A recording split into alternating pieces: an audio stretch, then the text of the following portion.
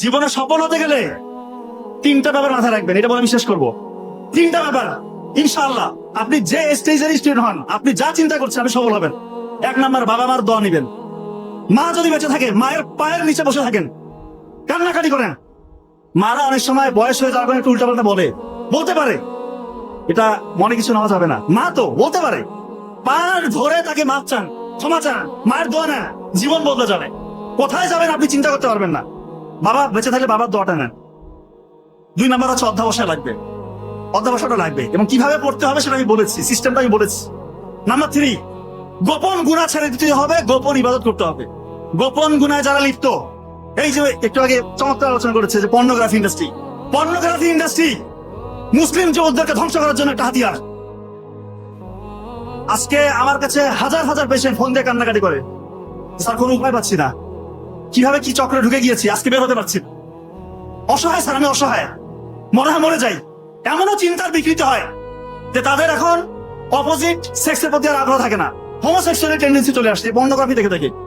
Sir আমি চাই না স্যার যে একটা ছেলেকে আমার ভালো লাগছে, ছেলে ফোন দিয়ে বলতেছে স্যার আমার অন্য একটা ছেলেকে ভালো লাগতেছে, কেমন কথা, কান্না করে, কিন্তু কোনো উপায় নাই। স্যার আমার মতো ওই চিন্তাটাই আসতেছে না স্যার, আমি যে বিয়ে করবো ওই মানে ওই টাকা যেন আমার মধ্যে নাই, ওই আগ্রহটা আমি হারিয়ে ফেলেছি। স্যার আমি এরকম ছিলাম না।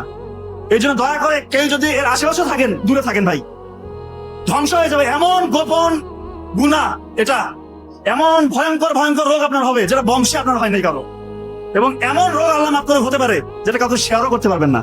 এই জন্য গোপন গুনাহ ছেড়ে দেন, আল্লাহ তাআলা খুশি হয়ে যাবে। আল্লাহকে রাজি খুশির জন্য গোপন গুনাহ ছেড়ে গোপন ইবাদত করেন, তাহাজ্জুদের সালাত আদায় করেন। যে স্বপ্ন আপনি দেখবেন সে স্বপ্ন ইনশাআল্লাহ বাস্তবে রূপান্তরিত করতে পারবেন, এটা আপনি বিশ্বাস করেন।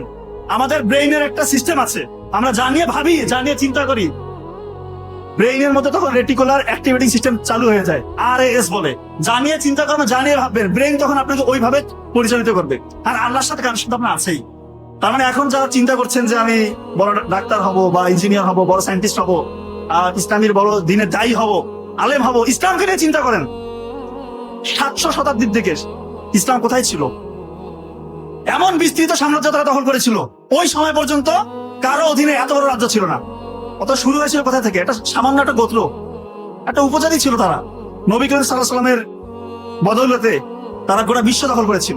তো আপনাদের মধ্যে এখন ওই চিন্তাটা জাগ্রত করতে হবে যে আমি পারবো।